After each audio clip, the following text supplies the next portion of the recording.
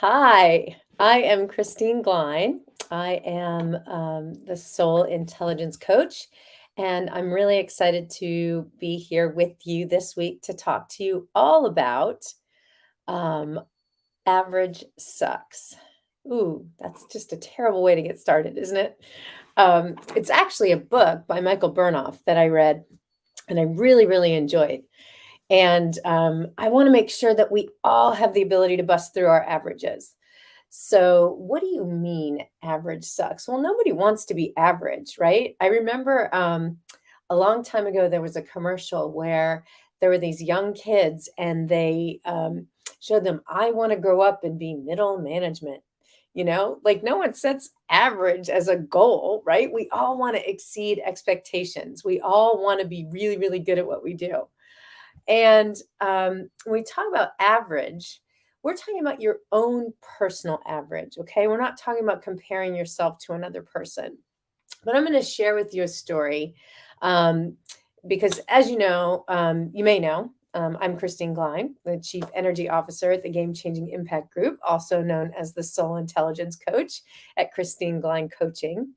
But what I wanted to share with you is recently you may have seen that I got back from Zihuatanejo, Mexico. And I'm a huge tennis player and fan. Now, although I was not playing tennis in Mexico, I did have the opportunity to watch the Australian Open ladies final live at 3:30 a.m. Eastern.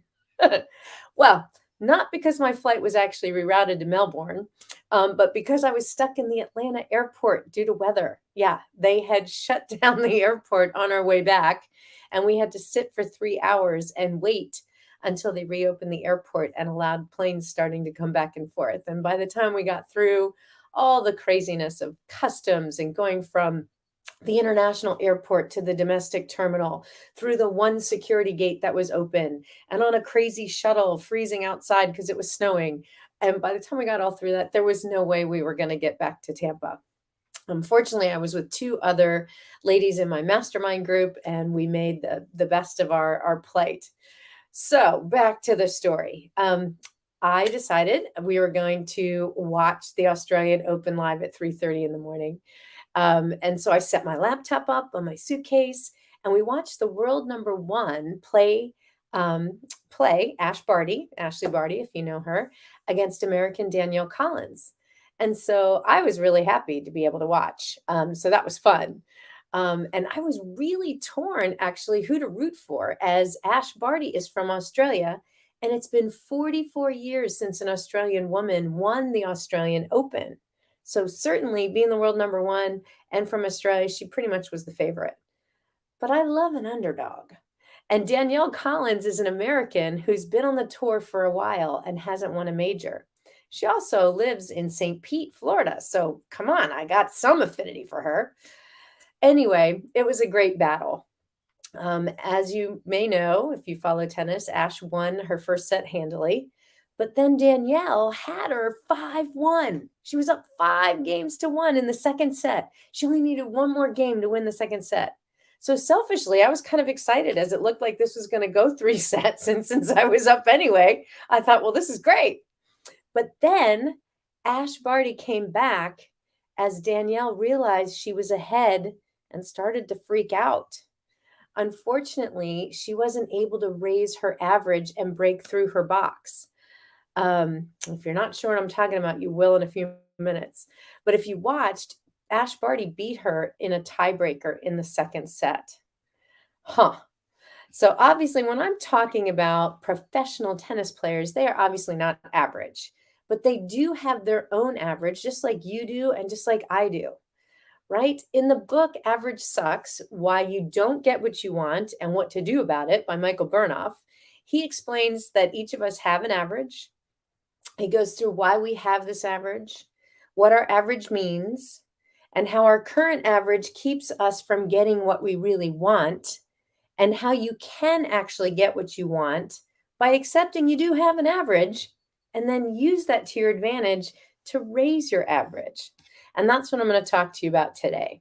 So if you're with me so far, you can type average in the comments. All right, are you ready to learn how to bust out of your average? Okay, give me a yes in the comments.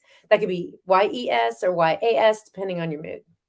All right, here's why we all have an average and sometimes choose to stay stuck. It has a lot to do with this brain of ours. I wish we would spend more time in our heart because it's six times its radius is like a 6 foot radius, and it's so much more powerful than our brain.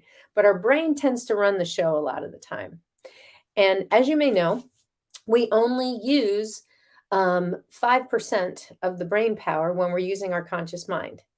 That's right. 95% of what goes on in this brain of ours is unconscious, our subconscious mind.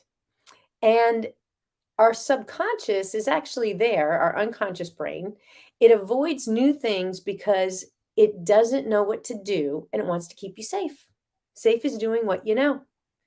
So that's one reason why we have an average. Sometimes you've gone to the outer limits of your current average and you're like, yeah, I think there could be more, right? You could also accept that you're at your outer limits and you realize you're about to learn something new and add some excitement and challenge in your life.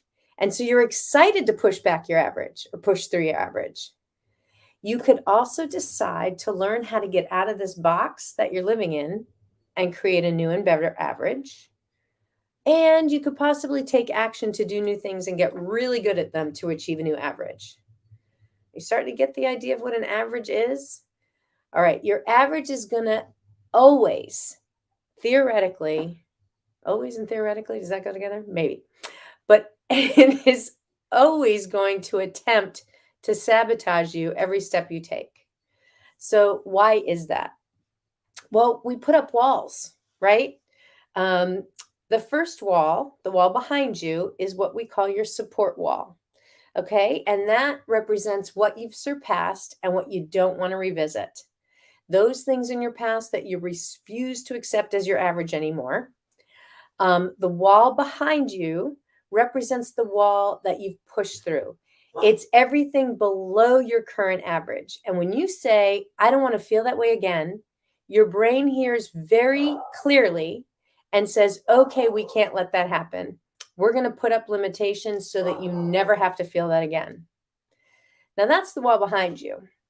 Your dream wall is the wall in front of you. And that represents every dream or target or goal that you have. And it was created over time, and it's based on experiences that told you what your limits are. And apparently, I have a limit right now, and I'm going to have to do something crazy and come back and finish what I wanted to share with you. Because, of course, the repair person that was supposed to be here between 8 and 12 has shown up at 3 p.m., and no one else is here to let this person in. So I'm going to come back and talk to you a little bit more about average. So I promise I will be back shortly. Thanks for understanding, and I will see you soon. This is